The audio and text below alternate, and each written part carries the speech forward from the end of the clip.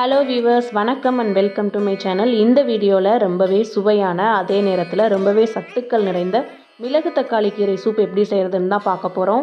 இந்த கீரையை மணத்தக்காளி கீரைன்னு கூட சொல்லுவாங்க. இந்த கீரையை பயன்படுத்தி எப்படி சூப் வைக்கிறதுன்னு எங்கள் அம்மா இந்த வீடியோவில் செஞ்சு காமிச்சிருக்காங்க. வாங்க வீடியோவை பார்க்கலாம். அதுக்கு அரிசி களைஞ்சி தண்ணி எடுத்து அதை வேக போடணும். முதல் தண்ணியை களைஞ்சி விட்டுட்டு ரெண்டாவது தண்ணியில் களைஞ்சி 2 களை களைஞ்சி எடுத்து வச்சு தக்காளியை வேக போடணும். அதில்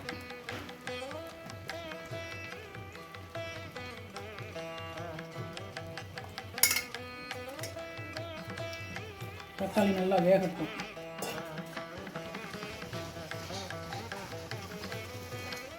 தக்காளி வந்துருச்சு, தோல் உரிக்கிற அளவுக்கு எடுத்துடணும்.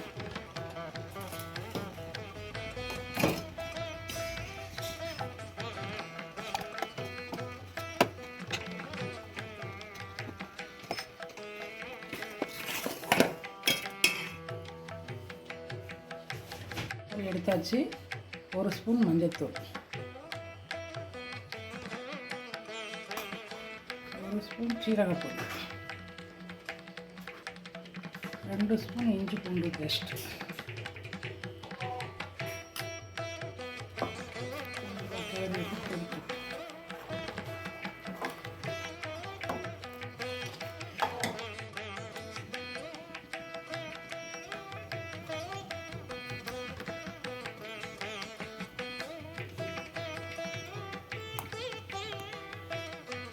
தக்காளி எடுத்து சூடு ஆறுனதுக்கு தோல் உரித்து எடுத்து வச்சுக்கணும். தக்காளி 1/4 கிலோ எடுத்து இந்த மாதிரி வேக போட்டு பழமாக எடுத்து வேக போட்டு தனியாக எடுத்து ஆறுன பிற்பாடு உரித்து வச்சுக்கணும்.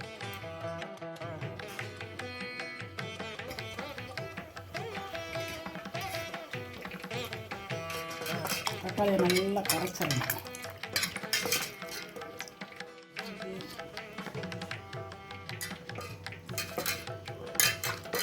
நல்லா கரைச்சிட்டு ரொம்ப திப்பியாக இருந்துச்சுன்னா அதை நல்லா புளிஞ்சு எடுத்துடணும்.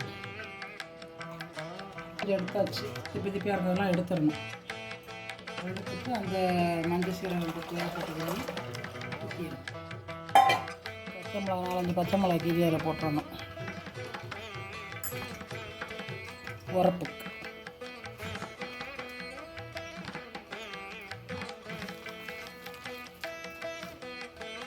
கொதிக்கட்டும். நல்லா மலமலன்னு கொதிக்கணும். இது கொதிச்சிருச்சு.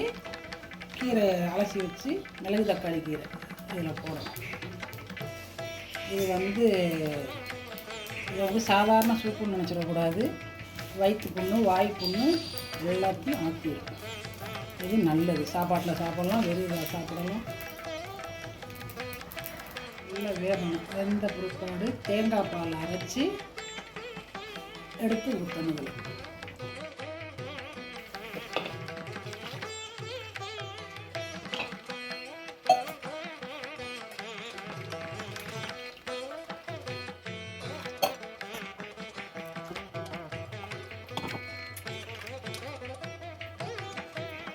இதை சூப்பு தாளிச்சு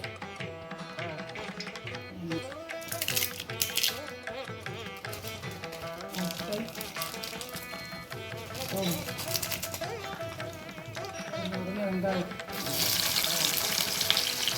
நல்ல பொன்னிறமாக வளர்ச்சி.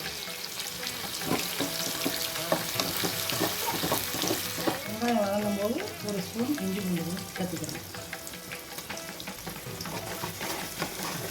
இஞ்சி பூண்டு பச்சை வாசனை போடணும்.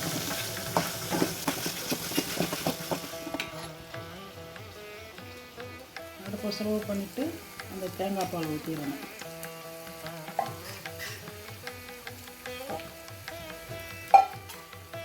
ஊற்றி கொதிக்க விடக்கூடாது.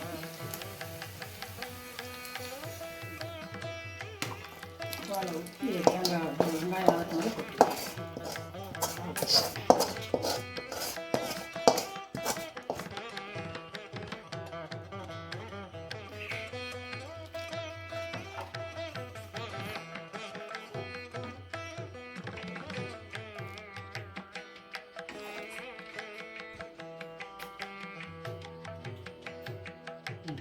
சூப்பராக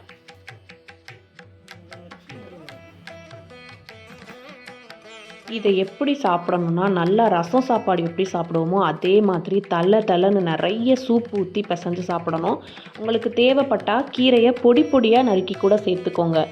என்னோடய வீடியோஸ்லாம் நீங்கள் இப்போ தான் புதுசாக பார்க்குறீங்க அப்படின்னா என்னுடைய சேனலை சப்ஸ்கிரைப் பண்ணி வச்சுக்கோங்க. பெல் பட்டனையும் கிளிக் பண்ணி வச்சுக்கோங்க. இந்த வீடியோ உங்களுக்கு பிடிச்சிருந்துச்சுன்னா வீடியோக்கு ஒரு லைக் போட்டுட்டு கமெண்ட்டும் பண்ணிடுங்க. அடுத்து ஒரு சூப்பரான வீடியோவில் சந்திக்கலாம்.